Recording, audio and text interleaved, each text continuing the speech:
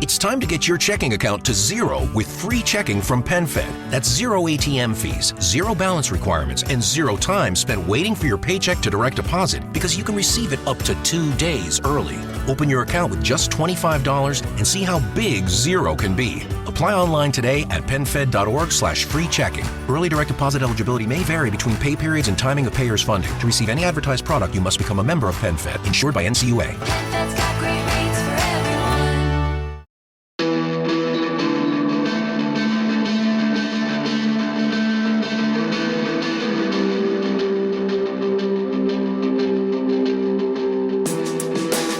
What is up, everyone? I'm Jeff Lund, and this is the Mediocre Alaskan Podcast, where we are intolerant of weak-minded attitudes that keep people from pursuing new and exciting things in the areas of fitness, outdoors, and general lifestyle.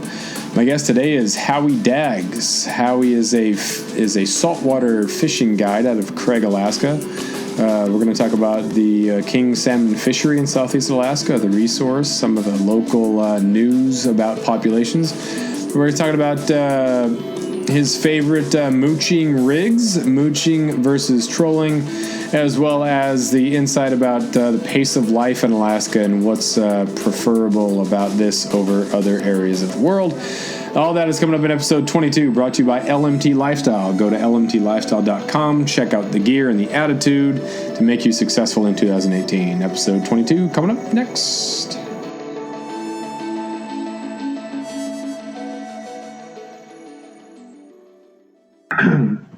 Here with Howie Daggs, a good friend of mine, guides during the summer, does ocean guiding, and then during the winter has had a variety of different jobs. Before we get into the guiding part, what's the winter like? Give me a little background of how you got to Prince of Wales Island, and what do you do now? I actually came up here in 2010 for a teaching job down in Heidelberg. I was teaching math. So I worked there for about 6 years, and then I've just been at Craig for the last 2 years doing the PACE correspondence. What I lost you, I think, for a second there. And then you're guiding during the summer. So talk to me about the guiding there. I've been out with you a couple times. It's so stressful. I would think to be a guide when you're out there with your buddies, you're doing it day in, day out for fun. Not a big deal, but doing it with clients and guests. How do you like the guiding thing? It definitely changes it. It's a lot more fun if you can go out there and just kind of, give it a whirl. You get what you get, and you try and do your best. And if you strike out, it's no big deal. But there's definitely, when I'm guiding, I definitely fish differently. I won't be quite as patient sometimes. I'll move, and I'll definitely take catching something over kind of nothing, or going for big fish sometimes, just so take that pressure off. A lot of times sorry, go ahead. A lot of times it's kind of nice to just get a couple fish in the boat, and then then it takes a lot of that pressure off, and it's a lot more fun. Yeah. When you started guiding, who were you guiding for? And what were those first few trips like with people that you didn't know, and it was your first time out there? What was that like? I started guiding, when was it? I did 2 years for Tranquil Charters for Raphael. And my first my first groups, I got very fortunate. The fishing was very good, and it was almost like you couldn't screw up. So I kind of was spoiled. So I thought it was going to be really easy going out there, limits like they weren't anything or nothing special, and just kind of crushed it for the first couple trips. And then the next year came around, and I really actually had to fish and actually know my stuff. So that was kind of interesting. Yeah.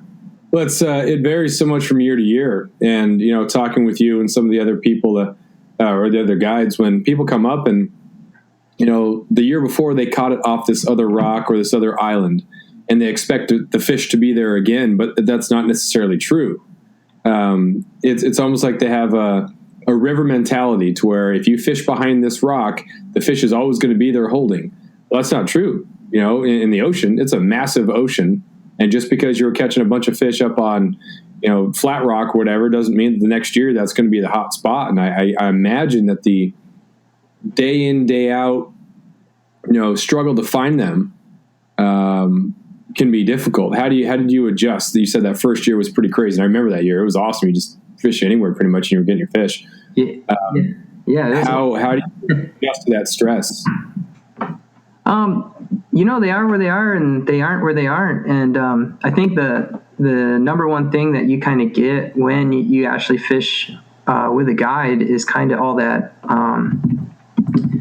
that scouting that's kind of done ahead of time. It's we're not just kind of going out there and just know where to go. It's we've been out a couple times, or we've gotten information from other people, and we know where the fish are today, not like last year, or because everything's changing. And with just one change of the weather, it can totally change it on you, and you're scrambling to try and figure out or find where they've gone. Man, this last year the fish just started building up on the inside, and it rained, and they came inside. It rained again. They were right up in the streams, and that was that. It was like within a 3-day period, and they were gone. Mm-hmm. It wasn't like the biomasses that we've had kind of stacked up on the coast in the previous years, where you could go out and sit on it, get a limit in like 15 minutes, and just slam it. Yeah. Yeah, it was. They had that emergency close down. It seems like every year up north, they're closing part of the Kenai or some of those massive rivers for early kings, and then this year having that closure. What did it close down here for kings? It was. They closed the whole deal. It was emergency. It was mid-August. Yeah. There are still kings around. It's just a lot of the streams were not making escapement from what I understand. So I don't know. I'm kind of hoping that they're going to be 5th year fish, that a lot of them stayed out. It does happen. Yeah, that's always it's very difficult, I'd assume, as a biologist. I mean, you have your ways that you go about getting the numbers that you do. And so you have to look at escapement, how many fish have returned, and make some sort of decision. But to get an accurate count about exactly how many fish and what's going on, that's got to be terribly difficult to try to guess. And then if you do make an emergency order like that, of course, some people aren't going to be happy. Other people can say, well, there's plenty of fish around. Why did they close it down? Other people say, no, it had to be done. At those moments, how does it make you nervous going forward, being a guide, to where, this fishery, what if this fishery does collapse? Or what if it's not the same in 5 or 10 years? Or are you not concerned and it's the normal ebb and flow, and it is what it is, and I'm going to fish as long as I can?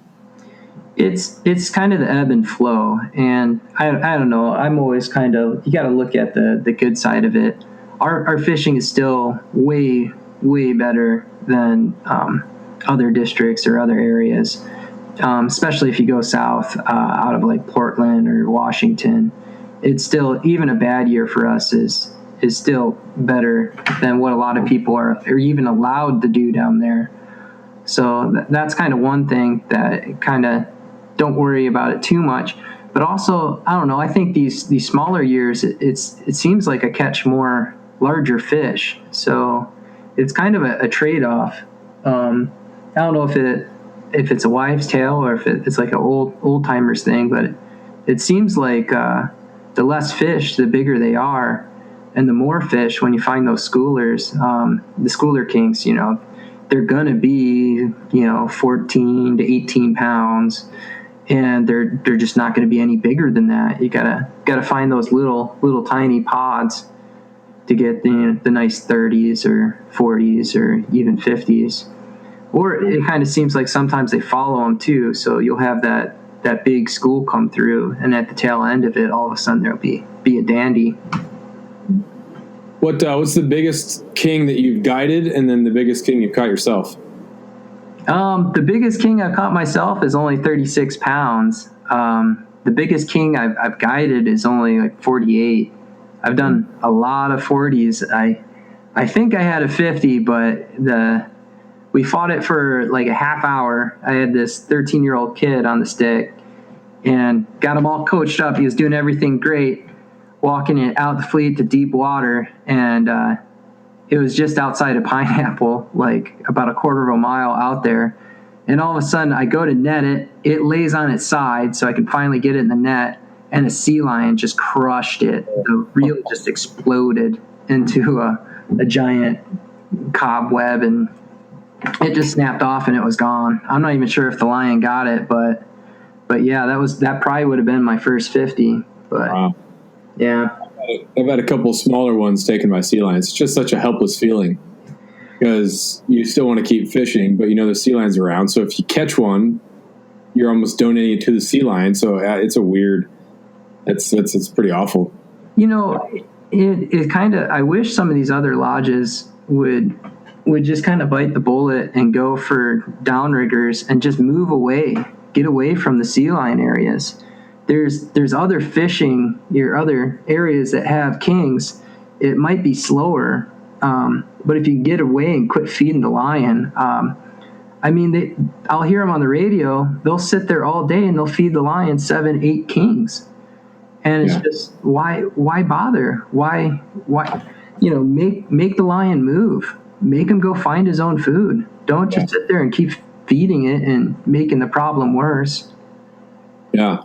So that's the program over here in Ketchikan. A lot of people, or the vast majority, actually don't know of anybody who does mooch. Mooching versus trolling. What's your preference? What catches more fish? What do you like to do? Personally, I'll mooch. I love mooching. It's just, you get more big fish. It's a lot slower. Definitely needs a lot more patience. But it just seems to produce the big ones. And that's, I don't know, that's what kind of gets me excited. That's kind of what I like to go for. But, God, trolling it's just such a nice tool to have. When the fishery slows way down, you can put them in and still get some action. Your guys will still be catching fish and having fun. And that's all they really want to do, They just came to have a good time, try and catch what they can. Yeah. How do you handle people who are a little bit too high strung and want to be able to tell people that they caught a 50-pound king and they're expecting a 50-pound king because they spent so much money to come up here that if they don't go back and brag to their friends with this huge king, that it's going to be a waste of a trip? How do you handle those people who maybe need their priorities readjusted? I used to be really nervous about that. And now I more just call it out, just lay it out there, what they're really looking at. Is it a reality? Is it not a reality? And just kind of come up with, because it is their charter. They are paying me to take them fishing, and I'm going to try and give them what they want. If they're happy trying to grind it out for a big king, as long as they understand that there's a possibility of striking out, I'm fine for it. I like that. That's not bad at all. But they got to have that understanding of the position that they're putting me in, and I'm just trying to make them happy. And if that's the way it goes, that's the way it goes. But yeah, no, it can be tough to readjust expectations, and when it comes down, it's like I don't know. A lot of times I find myself almost saying, "You spent this much money to come all the way up here to have fun. If you're doing it for the fish, you could just hit a fish market and you could have your poundage guaranteed." We're not a processing plant or a fish market where we're selling poundage. It's an experience. Yeah. After years of fine print contracts and getting ripped off by big wireless providers, if we've learned anything, it's that there's always a catch. So when I first heard that Mint Mobile offers premium wireless starting at just $15 a month, I thought, what's the catch? But after talking to them and using their service, it all made sense. There isn't one. Mint Mobile's secret sauce is that they're the first company to sell wireless service online only. They cut out the cost of retail stores and pass those sweet savings directly to you. For anyone who hates their phone bill, Mint Mobile offers premium wireless for just $15 a month. I was hesitant about having to get a new phone and a new phone number, but with Mint, You can use your own phone with any Mint Mobile plan and keep your same phone and your same phone number along with all of your existing contacts. Mint Mobile gives you the best rate whether you're buying for one or for a family, and at Mint, families start at 2 lines. All plans come with unlimited talk and text plus high-speed data delivered on the nation's largest 5G network. Switch to Mint Mobile and get premium wireless service starting at just $15 a month. To get your new wireless plan for just $15 a month and to get the plan shipped to your door for free, go to mintmobile.com/waypoint. That is mintmobile.com/waypoint. Cut your wireless bill to $15 a month at mintmobile.com/waypoint. Yeah. What's your ideal customer, guest, client? What does that person look like? Not necessarily, visually look like, but how do they act? What do they talk about? Are they the quiet types who just listen and absorb? Are they robust, joking around, having fun? Like, what is your ideal type of person to have in the boat? I kind of like the people that are a little bit more laid back and just kind of looking to have a good time. It's kind of like you're talking about, the high strung, I feel like, are the ones that they got to get their poundage. They want so much poundage of king and so much poundage of halibut. And it just ruins, they're just doing nothing but ruin their own trip. It's, let's go see the coast. Let's go experience what we have to offer up here and have a good time. It's, that's what makes me happy, and it's going to be the best experience for everybody involved. What would you recommend if someone's coming up for the first time and they're thinking about whether they're heading out for sure, but how do I prepare? How would you tell a person coming up to fish out of Prince of Wales for kings for the first time ever?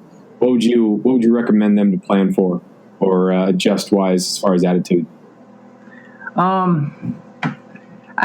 A lot of times I try and talk to them and let them know where the expectations of what we're looking at for this year, whether it's going to be more kind of schooler fish like quantity, or if it's slower but we're getting a better grade, or kind of stuff like that. I don't know if there's any too great of advice for as far as fishing, because with each client, you never know what you're going to get. So it's kind of hard to kind of prep them up, other than, hey, this is what we're looking at right now. This is how the year's looking. And I've had friends that have come up during the summer, and some of them are really good at, or they fish a lot. They fish for bass, they fish for striper down in California, they fish for sturgeon.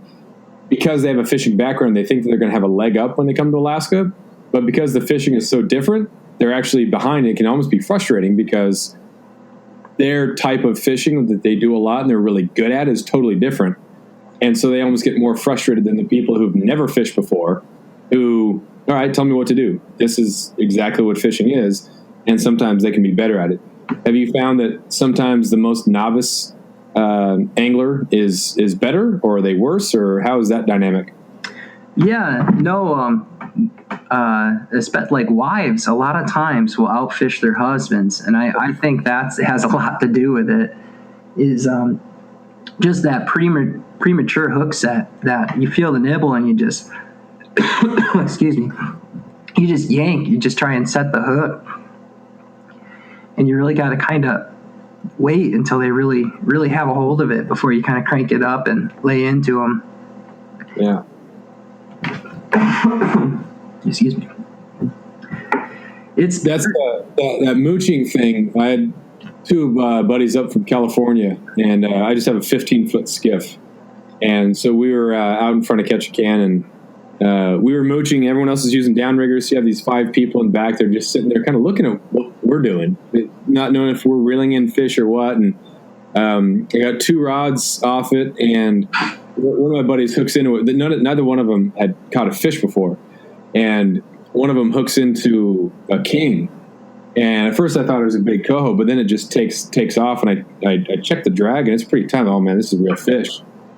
And we're getting it pretty close to the boat, and it's just a mad scramble. It's a tiny little skiff, and the waves are kind of rocking it. We're trying to get everything organized. And the one buddy reeled in, got his rod in. I get the net, and right as it's next to the boat, it just dives underneath and then comes up on the other side. And so the rod just goes snap, snap. Oh, geez. And I'm thinking, oh, man, because I know what to do if, the fish dives underneath the boat, but, I never told him. I didn't know what it was. Hey, if this happens, do this. If it happens, do this. If it nibbles, or wait for it to kind of hook itself, or wait a little bit till it takes it, then set the hook. I hadn't told him what to do if a king dives underneath the boat, so it snapped the rod twice, but the fish was still. So he reeled in just as much as he could, and then he's trying to lift the rod, but it's only what's left of the rod. And I just lay over the side, and I scoop up, and I get the fish, get it on board. It was about a 30-pounder. It's crazy how it worked. I'm like, dude, so many things went wrong, and there's no reason we should have got that fish in, but it was awesome. They were excited and got on board. He says, "Is that a king salmon?" I said, "Yeah, that's a king salmon." But it just, that level of, I have no idea what's going on. Yeah, but sometimes it's good. He was patient, and it just took and just ran, and then worked out fine. Give me one of your stories. I'm sure you've got plenty of stories from guiding for the last 5 or so years. As far as kind of like rookie moves, I have one of my biggest rookie moves. The first time we're in this little tiny bay, and it's just packed full of charter boats. And it was the first big king that I really ever hooked into. It was 40 plus. And it pops up, and it's running around, and I turn the boat, and I'm trying to kick it out of the fleet and get out of the way. And it's out running around, does a circle, and it comes right by the boat. So I'm like, oh, man. Yeah, I'm going to get a quick net on it. I'm just going to freaking net this sucker and throw it in. So it comes swinging by the boat right on the surface. I go to throw the net, and it goes, oh, no. And it turns its head. The trailing hook grabs the web, and I'm like, So I just let go. I just threw my net overboard. So I tighten up the drag a little bit, and I get him to hold kind of the rod higher to try and keep a lot of it up and out of the water, and just try and keep the hooks in it. I'm afraid that the net's going to, just yank the hook out of this thing. And so you see this net that's going around, weaving in between the other charter boats, going all over the place with this huge king attached to it. Oh, man. And luckily, I'm like, what am I going to do? What am I going to do? That's my one king net. Like, that's all I got. I got this little coho net, but that sucker's not fitting in that. So it comes swinging by the boat again, and I just grabbed my gaff and just wham, smacked it and threw it in with my net and all. And Rob Ensley was sitting right next to me with his group and just starts dying laughing. Oh, man. It's just like, oh my gosh. But yeah, so lucky. Total rookie move. I just did you gaff the fish as it came by and brought it on, or you gaffed the net and then netted from there? No, I gaffed the fish. I just slammed it and threw it in, and that was fortunate to land such a king that size, Oh. That's was that first you were guiding for Rob, you said? Yeah, I think it was my first year when I bought the boat that I have now. Gotcha. So I was just saying it's amazing. How many days did you fish last summer? I think it only got 54. It was kind of a shorter. Yeah. So I mean, if you multiply 54 days out there by the amount of guides who are local, that sort of stuff is going to happen. It's crazy. It makes for a good story later, but as it's happening, I just want to get the fish in. Just please let me get the fish in. I don't want a good story. And if it works out, cool, great. We broke a rod, got it in. It's no big deal. Speaking of rod, those two rods that you got me, you remember those? Were they the Daiwas? Yeah. And those were great, man. I broke that one, or my buddy broke that one, the King broke that one, whatever you want to blame it. Those are great. Yeah, Rob uses those, and he kind of got me turned on to them. Yeah, they're nice. What do you use now? Use the same thing, and then what's your reel combination? What's your poundage on the leader, poundage on the line? What do you use? What's your setup? I like to run. I got the G Loomis GL2s are my favorite rod, but they don't make those anymore. It's just a double wrap, eyes all the way down the stick. Just a solid rod. Those Daiwas have the same feel. They have a great feel, but they're just not quite as hardy as the G Loomis, the GL2s. I've been using those for years, and they've been fantastic.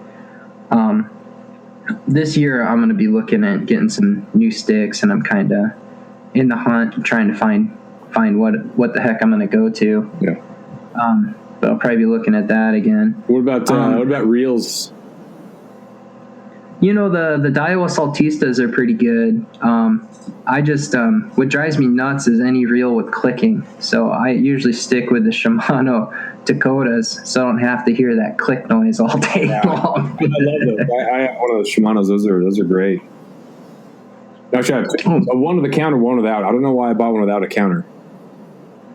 And those can work great in downriggers. Yeah.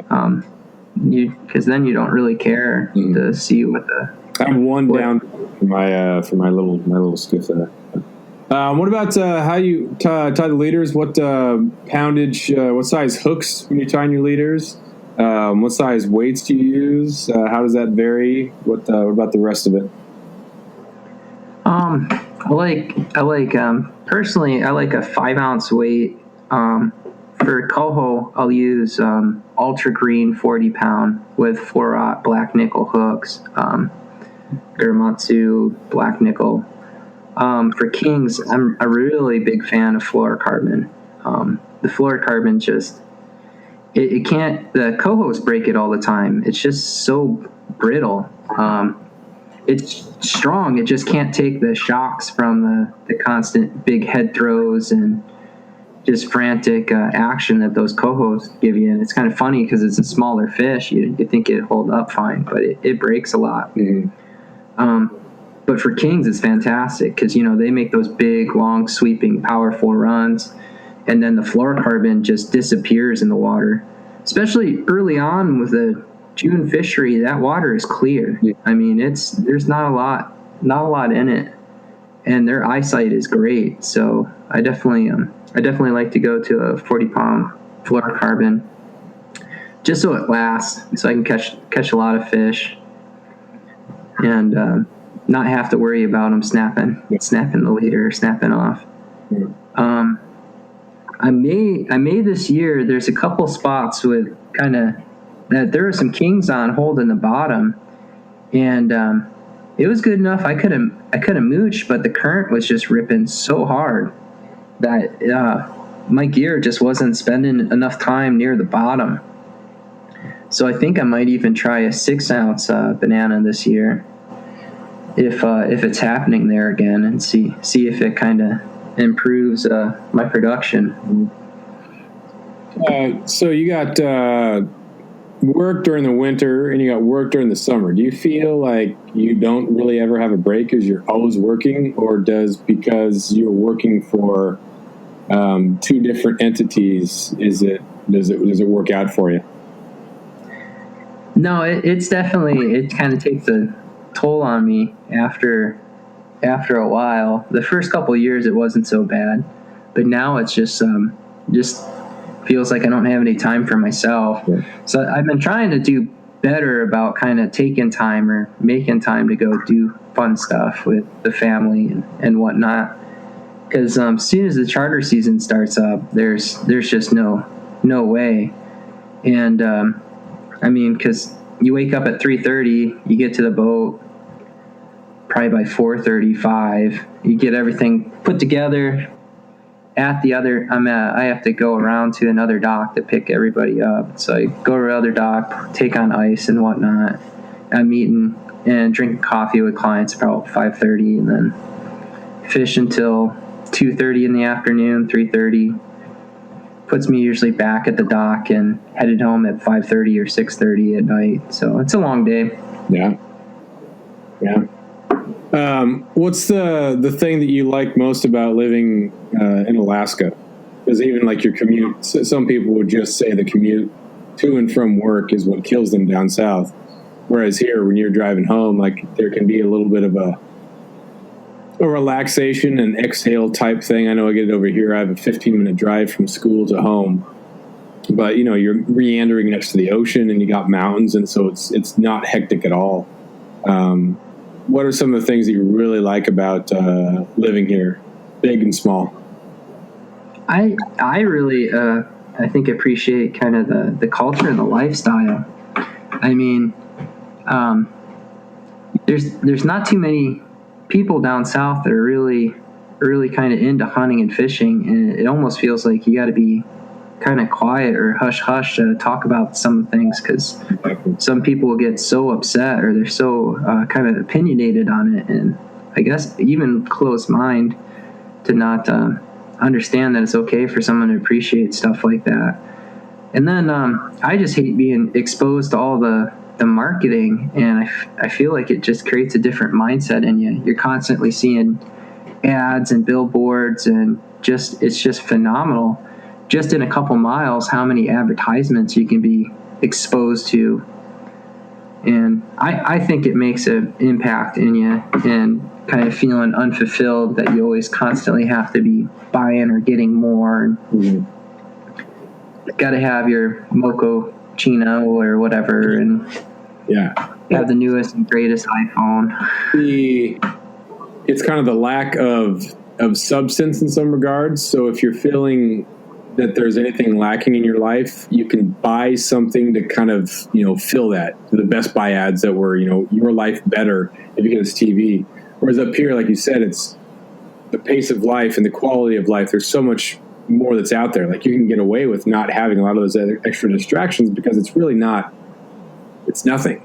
Here you can have valuable, real experiences so easily because the outdoors is just right there. And so accessible any day of the week, every day after school, could totally do it. Whereas down south, it takes a lot more effort. Those urbanized areas, it's so much more difficult to get there, and it's a lot more stressful. So yeah, I agree that it's so nice to be in such a relaxing environment. And there are people who don't hunt up here, but they don't really care. It's not you can go out to dinner, you can go out to lunch or whatever, go out to coffee, and you can be talking about hunting, and you don't have to worry about people attacking you politically. You can go out and you can be talking politically about things. You don't have to worry about other people overhearing you saying something, and so they're going to be confrontational about your worldview or the way that you live your life. That's really nice thing about living here. Where did you live, and when you go back to visit, what's the shop like? I grew up in Western New York, and it was a lot of farmland, but all the jobs, and that's kind of why I became a teacher. All the jobs really are in the city, so even if you live there, you're driving in every single day.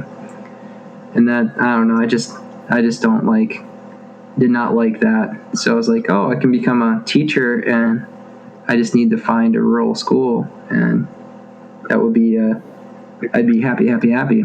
Yeah. Well, Heidelberg is certainly rural. That is for sure. Yeah, that was a bit of a culture shock for me. Yeah. Well, it's the rural communities in Alaska. It's really nice.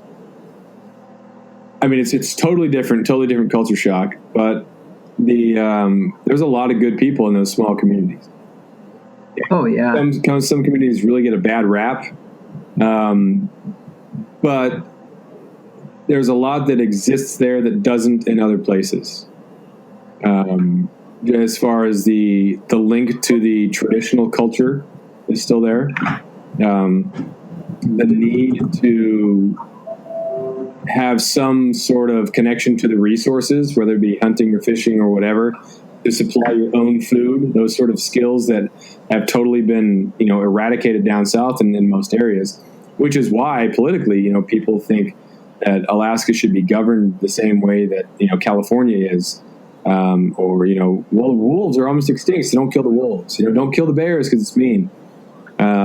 There's that movement in British Columbia to not allow grizzly bear hunting in British Columbia because they're beautiful, majestic creatures.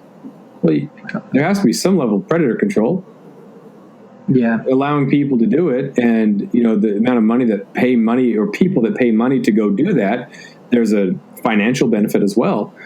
But if you're from an area that, there's no grizzlies left in California, and I don't want there to be no grizzlies left in British Columbia, it's going to be fine, man. There's so much land there, but people apply that down south sort of logic to areas, and it doesn't work. You can't do it. No.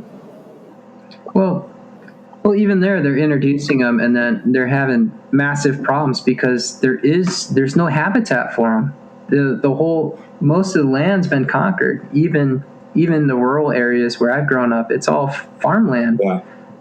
There's not much actual original habitat that hasn't been touched down there. Yeah. So we're very fortunate here. We have the habitat. We have pristine, untouched habitat that we don't have to worry about kind of well, we do have to worry about over harvesting, but not to the same regards down there. I mean, I see tons of stuff of people getting upset because the wolves they're killing their livestock, they're eating their pets, and yeah. But it's they've introduced them, and there's just no place for them. Where do they expect them to go? Yeah.